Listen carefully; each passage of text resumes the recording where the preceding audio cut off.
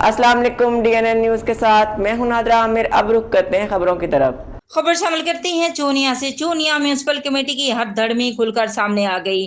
हुजरा road, वटू चौक, new bus अड्डा, sewerage और बारिश के पानी ने लोगों के लिए वबाले जान बन गया।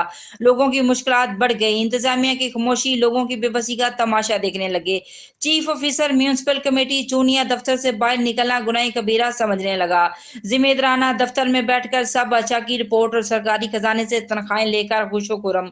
असिस्टेंट कमीशन चूनिया डीसी कसूर से अवाम का मुतालबा है कि फौरी नोटिस लेकर वट्टू चौक का मसला हल किया जाए।